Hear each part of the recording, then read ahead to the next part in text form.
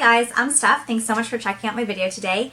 Today's video is going to be my powder collection video. So that is my loose powders and my pressed powders.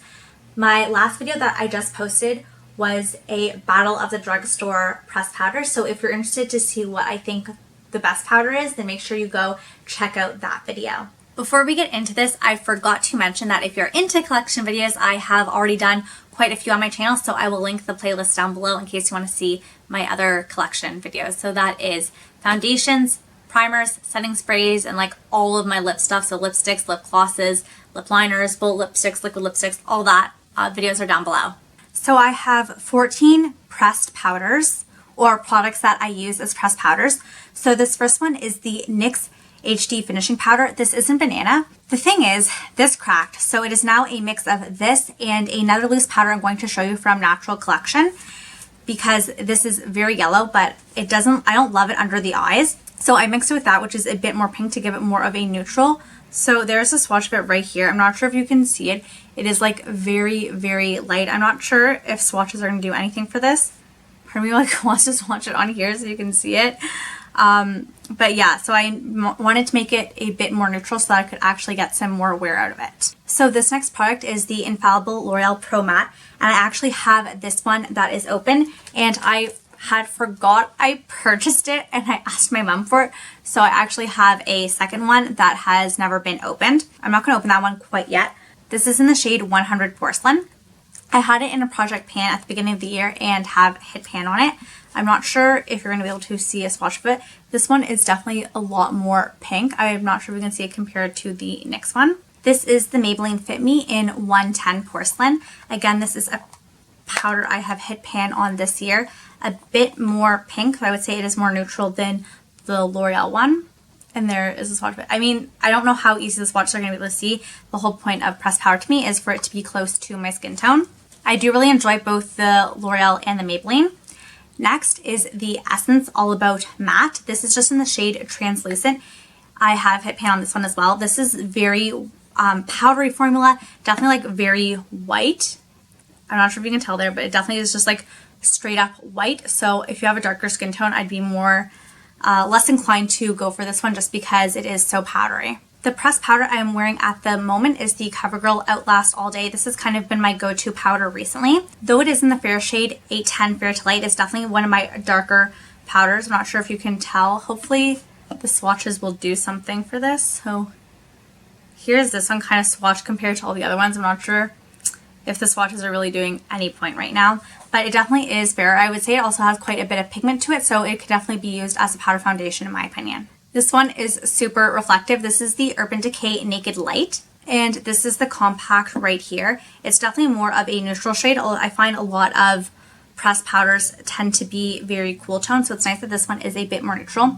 The compact is kind of interesting. There's a mirror on this side, and when you open it like this, there's a little powder puff underneath, but yet it still feels very sleek and compact, unlike Physicians Formula's compacts. However, I do find that there are like some mechanism issues, and I've had to like kind of like re-put this back together a few times, so I don't love that aspect of it.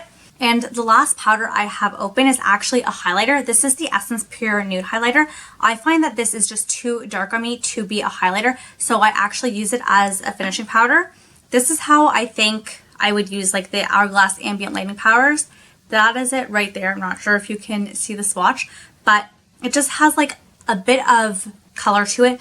It has a beautiful sheen to it. People love this because it is such a natural highlighter. But like I said, it is too dark for me to be used as a highlighter, so I love using it as a finishing powder. These next 6 powders I have never tested, so I'm not going to swatch them for you, and I can't really give you my opinion on them, but I'm just going to let you know what I have. First, this is the e.l.f. Prime and Stay Finishing Powder, and this is just in the shade Translucent or Fair. You're going to see a lot of these green stickers. That just means it's a product I have yet to use. Next, I have the Wet n Wild Photofocus powder, and this is in Warm Light. Next is the Soap & Glory One Heck of a Blot powder. I really wanted this one for a long time. You can't buy Soap & Glory in Canada, so when my mom was in the States, she kindly picked it up for me, but this is what the compact looks like. I'm kind of trying to hit pan in all of my powders, so that's why you see ones that have a lot of use and then some that have no use. Next is the Catrice All Matte Plus powder, and I haven't dipped into this one yet. I am really excited to. Essence and Catrice are sister brands, and I love the Essence mattifying powder, so I have high hopes for this Catrice one. Next is another very reflective one. This is the e.l.f. Beautifully Bare. It's from the Beautifully Bare line, and this is the sheer tint finishing powder, and I have mine in the shade Fair Light. It has a compact in it, and then this is the powder and has a really nice mirror right here. And then last for my pressed powders, I have the Physicians Formula Mineral Wear Talc-Free Airbrushing Pressed Powder, and this is in the shade Translucent. I really love this blue packaging. I haven't used this one yet, but true to Physicians Formula form, it is definitely very bulky. So it looks like this, and then it has a mirror and a brush underneath. So I have 11 loose powders, starting off with this one. I mentioned before that the NYX Banana powder, I mixed in some of this one. This is the Natural Collection loose powder. The name kind of rubbed off on it, but this is just their loose powder in neutral translucent. But like I said, it is definitely very pink and cool toned. So just to kind of show you, hopefully the color is picking up.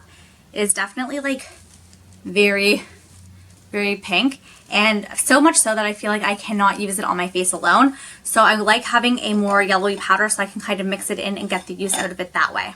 Another reason why I don't love this product is just because I find that it is not very finely milled, so there can be a bit of clumping with the powder. Next is the CoverFX Matte Setting Powder in Light. I have used this a few times. I think it is definitely mattifying without being too mattifying and looking cakey. I love the little lid that it comes with. It's just so convenient. You don't have powder going everywhere, so I love that aspect of it. Next is the Too Faced Peach Perfect Setting Powder, and I really love this, which is great because I actually have a second one that I've never opened. And that's because I bought this first and then the Sex on the Peach kit came out, and I really wanted to try all those products, but I already had this one. But even with that, it was still a good deal, so I picked it up. There's definitely a lot of powder in this. It comes with 35 grams, so it's definitely going to take me a while to get through, but good thing I love it. And like that CoverFX one, I really like how the product is kept in here. So it just has this little contraption, you open it up. So I find that there's not a lot of powder going everywhere. I like to just like put it into the lid and then pick it up from here, which is why this is like kind of a fun color.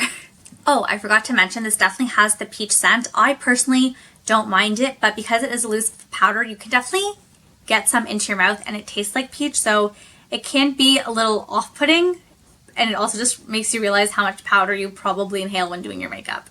This is one of my favorite setting powders. This is the Laura Mercier Loose Setting Powder in Translucent. I love it. I think it just goes on so nicely and it looks beautiful. There's definitely a lot of product just sitting in the top. It is a bit more of like a yellowy toned powder in my opinion, but I think it goes on like really nicely. I love how it looks on the face and everything. I think it goes under the eyes nicely. It goes over the face nicely. Definitely one of my favorite powders. It's a cult classic for a reason. I also love this next powder, but it's definitely a bit more of a challenge to work with. This is the RCM. This is just the original no color powder. It comes in kind of like this spice bottle packaging. So it like is like this. You like shake it out. It's not the most easy to work with, and it can definitely be a bit of a mess, but I think it looks so nice on the face and it makes your makeup looks so beautiful. I really enjoy this product. And the last one for my loose powders that I've tried is the IT Cosmetic Bye Pores. I had this in my collection for a while. I have tested it on and off. I recently took it on a trip with me to Hungary. If you're interested in what else I brought with me, I will link a video down below talking about my travel makeup.